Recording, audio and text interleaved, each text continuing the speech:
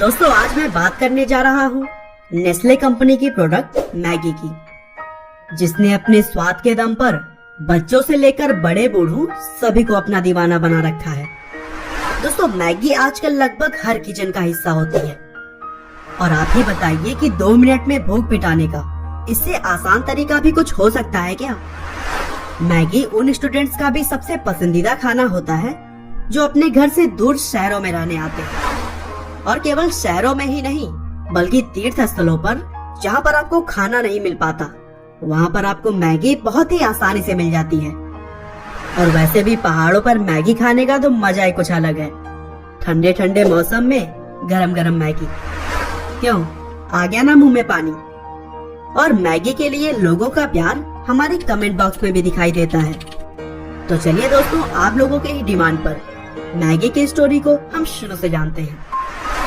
दोस्तों कहानी की शुरुआत होती है 9 अक्टूबर 1846 से, जब मैगी के फाउंडर जूलियस मैगी का जन्म हुआ।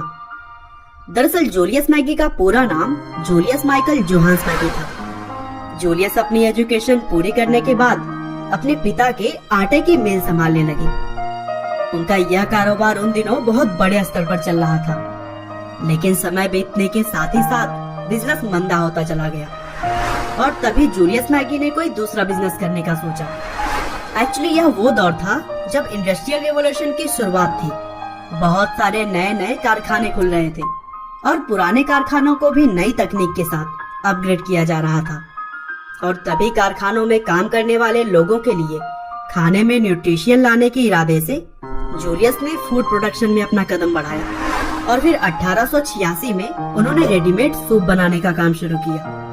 दरअसल मैगी का यह सूप लेग्यूम मिल से बना हुआ था, जिसमें प्रोटीन की मात्रा भी खूब होती थी। आगे चलकर जूलियस मैगी ने 1897 में मैगी GmbH नाम के साथ कंपनी रजिस्टर्ड कराई और फिर मैगी के बहुत सारे और भी प्रोडक्ट्स मार्केट में उतारे गए, जैसे कि मैगी नूडल्स, मैगी क्यूब और मैगी सॉस। आगे चलकर कॉर्पोरेट स्ट्रक्चर्स में कई बदलाव के बाद मैगी स्विट्जरलैंड की कंपनी नेस्ले के साथ मर्ज हो गई। दरअसल नेस्ले कंपनी की शुरुआत 1866 में हुई थी और यह तब छोटे बच्चों के लिए दूध से बने हुए फूड्स बनाती थी। नेस्ले के साथ मर्ज हो जाने के बाद मैगी का खूब एडवर्टीजमेंट किया गया, जिसमें दिखाया गया कि यह न्यूट्रिशन फूड उन लोगों के लिए है जिसके पास टाइम नहीं है और इसे सिर्फ 2 मिनट में तैयार किया जा सकता है।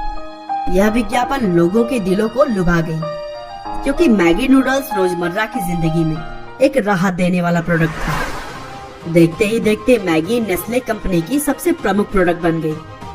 हालांकि भारत में मैगी ने 1983 में कदम रखा, लेकिन किसको पता था कि इस फूड प्रोडक्ट को भारत में सबसे ज्यादा पसंद किया जाएगा। भारत में मैगी नूडल्स को लॉन्च करने के कुछ ही सालों बाद भारतीय मार्केट में मैगी की हिस्सेदारी 75% तक हो गई। मतलब मैगी को खाने वाले 100 में से 75 लोग सिर्फ भारत से ही थे। हालांकि 2015 में हुए कई टेस्ट में मैगी नूडल्स के अंदर लीड का अमाउंट काफी ज्यादा पाया गया, जिस वजह से food safety and standard authorities of India ने मैगी पर बैन लगा दिया। हालांकि नेस्ले ने टेस्ट की जाने वाली लैब्स की रिलायबिलिटी पर सवाल उठाया था, क्योंकि भारत के बाहर किए जाने वाले टेस्ट रिजल्ट के आधार पर मैगी नूडल्स पूरी तरह से सुरक्षित पाया गया। और फिर बॉम्बे हाई कोर्ट ने भी माना कि पहले के टेस्ट रिजल्ट्स सही नहीं थे और फिर से पंजाब, हैदराबाद और जयपुर 3 अलग अलग जगहों पर मैगी नूडल्स का टेस्ट कराया गया, जहां पर मैगी पूरी तरह से सुरक्षित पाया गया। हालांकि फिर भी मैगी ने 320 करोड़ रुपए का स्टॉक वापस मंगवाकर जलवा दिया था। 5 महीने बाद मैगी मार्केट में वापस लौटा और लोगों ने भी इस खुशी का इजहार सोशल मीडिया पर जमकर किया। हालांकि मैगी की हिस्सेदारी मार्केट में घटकर 53% तक हो गई थी, लेकिन अब फिर से यह करीब 60% तक जा पहुंची है।